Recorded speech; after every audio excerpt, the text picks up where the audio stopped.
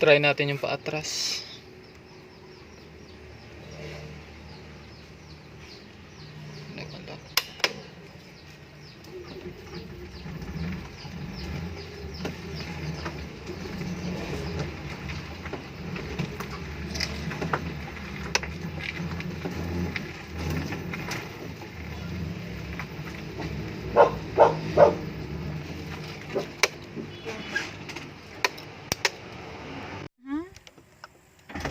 Tumapwakin, bagkuman na naka-seatbelt.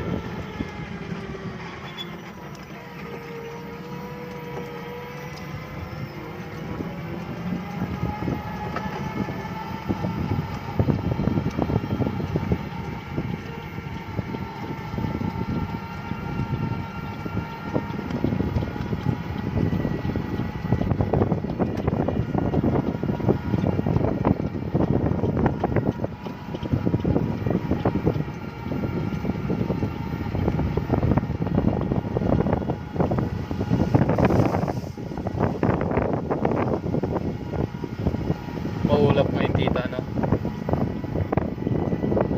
Maganda mag-stroll.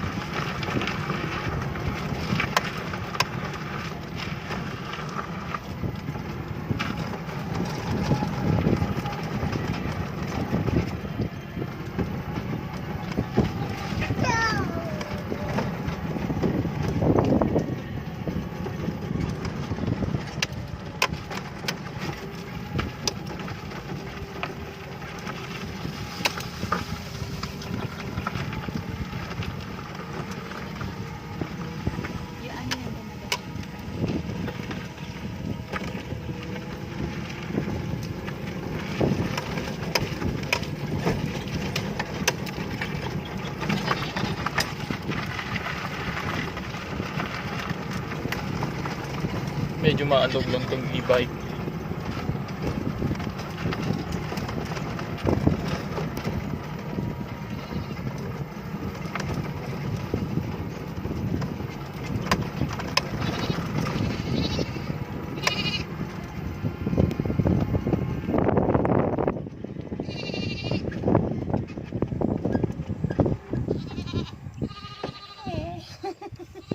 Kasali ba ito?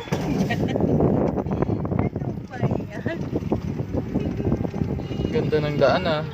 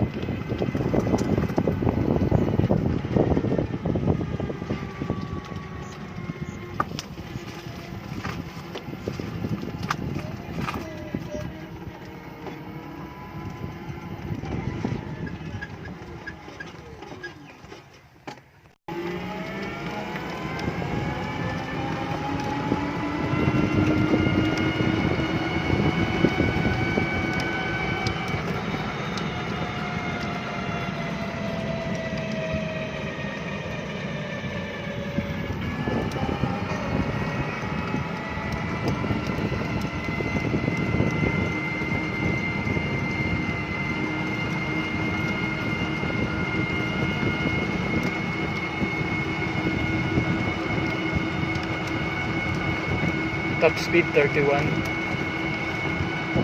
Nasa 31 na tayo.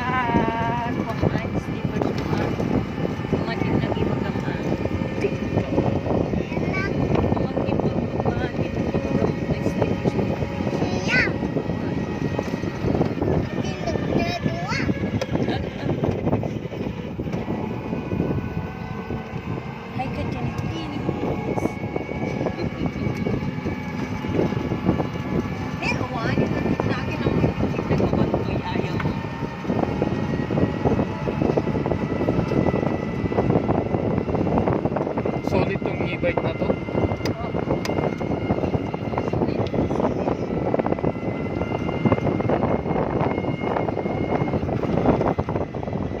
Mas maganda nga pang stroll to eh.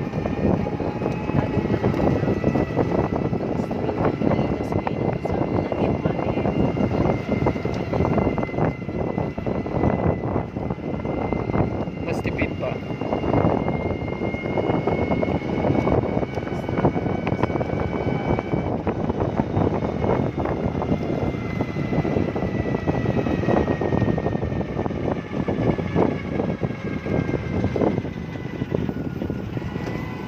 Malakas to humatak kahit paakyat.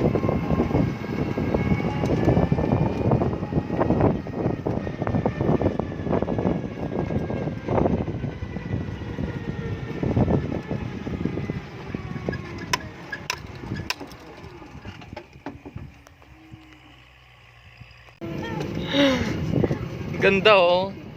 Oh, lapit namin sa bundok. Ganda talaga dito, tita, na mag-stroll. Sobrang ganda. Ayan. Balik na tayo. Balik na tayo. Wala naman masyadong ano na to. Ganda oh.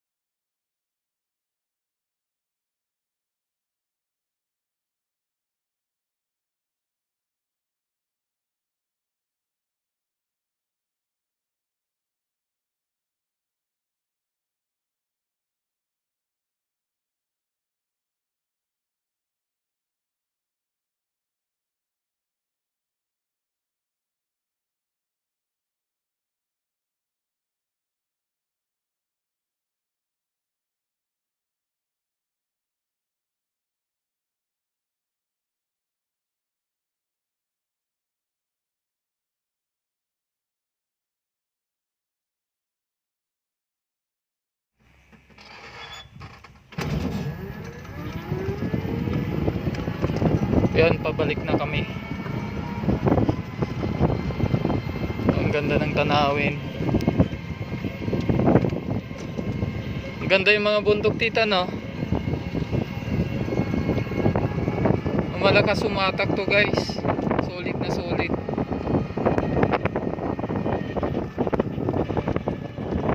O mga malapit nang mag-iisang taon sa akin to eh. Itong e-bike na to. Saka matagal din malobat yung battery niya. Hindi siya basta-basta nalulobat. Siguro makaka 40 to 50 kilometers ka bago ka maka-charge ulit.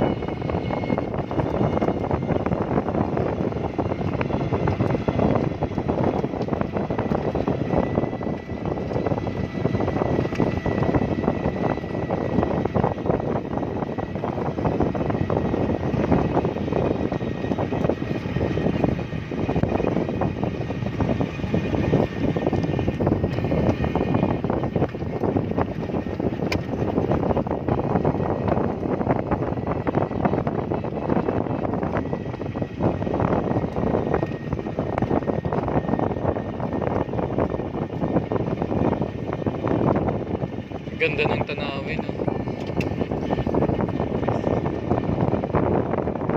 Diba wala masyadong sasakyan? Wala masyadong sasakyan. Ginagawa pa lang itong daan na to. Kaya maganda mag-jogging dito.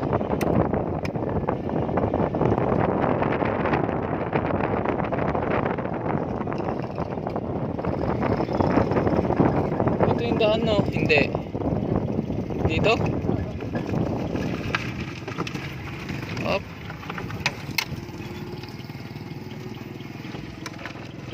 Yan, rough road.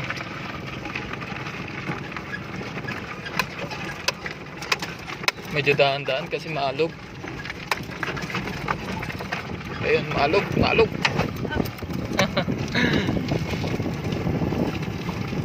Ganda ng tanawin, no? Gilid ng bundok.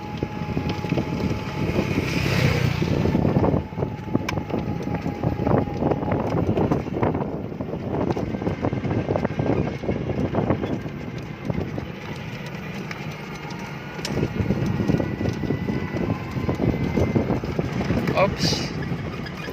Maalog. Aray.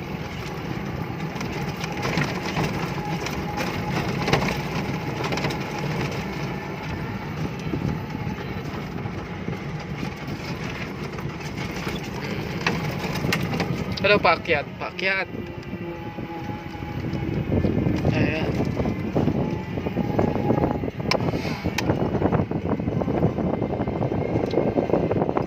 Pinagtutur ko to sa mga mga anak ko.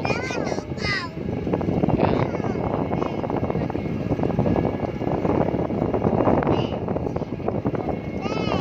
Mas tipid siya compare mo sa tricycle.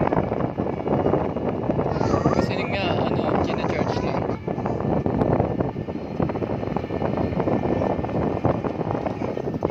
Pero bilib ako sa sa tanawin dito. Diba, tita?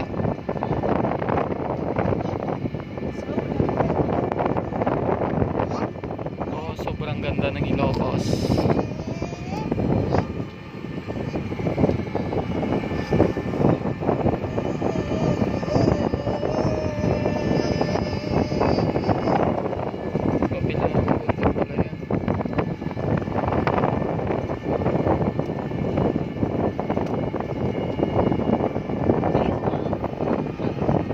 Kahit na hindi ko pa na siya kahit nakalahati yung battery niya, tingnan nyo sa reading 46.8,